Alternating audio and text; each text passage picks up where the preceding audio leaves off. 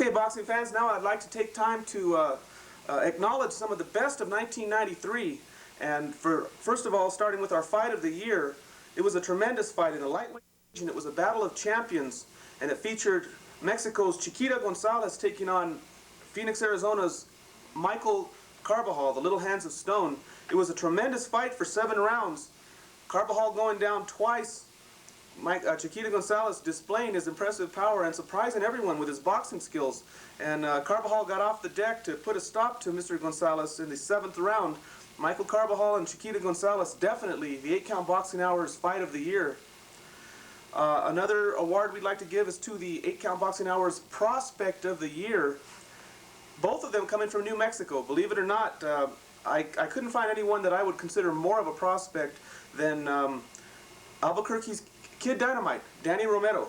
The exciting flyweight continues to roll through his division, scoring impressive knockouts and beautiful boxing skills, winning by decisions impressively as well as devastating knockouts.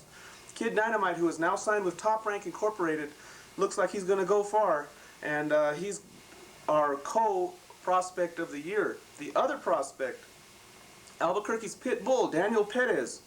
Daniel Perez, who's been a pro for a few years now, coming up kind of slow, but facing some very tough opposition, including Thomas Ice-T Tate, who is world ranked, as well as former Olympian Chris Sandee, and as also being considered as an opponent for Vinny Pazienza. Pazienza's camp turned that fight down. They did not want to face Albuquerque's Daniel Pitbull Perez, who was scheduled to fight for the NABF title, and this show being taped before that title defense, and hopefully by the time you see this, the Pitbull is wearing the NABF title belt. But those are our prospects of the year: Daniel the Pitbull Perez and Albuquerque's Kid Dynamite, Danny Romero Jr., 2 outstanding fighters, both from Albuquerque, New Mexico. Our upset of the year. This kind of shocked me. Tommy the Duke Morrison was looking for a world title shot with Lennox Lewis. He thought he'd give his hometown fans a little treat on HBO television, brought in Michael Bent for a WBO title challenge, and this is what happened. The thing is, if Morrison can control his burst, he has been plagued by a weak 10. 4, 5, 6. Morrison is embarrassed.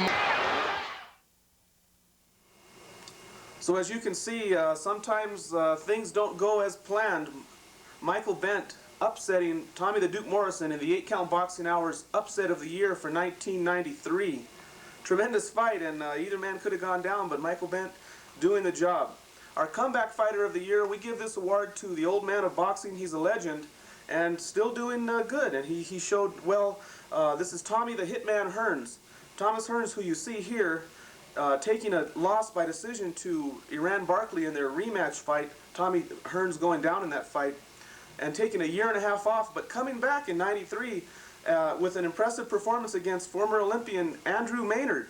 And here you see Hearns knocking Maynard out. So Tommy Hearns, you're our Comeback Fighter of the Year.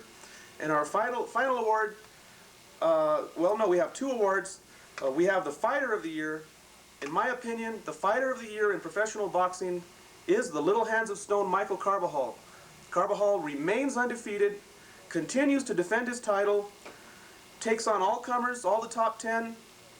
He lost his father in '93. He dedicated his next fight to his father, an impressive win over Domingo Sosa.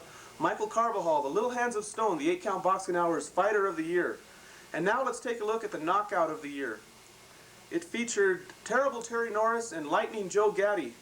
And Terry Norris sets things up with this left hook that you see here, putting Gaddy down. And then when Gaddy gets up, he goes for the finish. And let's take a look at that. And a long way to go. Just under 2 minutes in round 1. And that's what sends the difference in class. It could be over. Gaddy goes down through the ropes. Referee David Avalos has to help him back up. We haven't gotten any official signal, but it appears as if the fight is over. Oh, this fight is over. He's not getting off the floor, and I'm sure the doctor's going to keep him down there a little while longer. They're trying to roll him back into the canvas. He's He's in the lap of the commissioners over there, and that's what happens when you get two different category of fighters. This kid weighed 170 pounds. He was mistaken that weight was going to equal speed and strength, and all he got was an introduction to big-time fighting. You don't do that with a Norris and expect to survive. And Freddie and Bobby, what a contrast between the first fight and this fight. The first fight going the distance.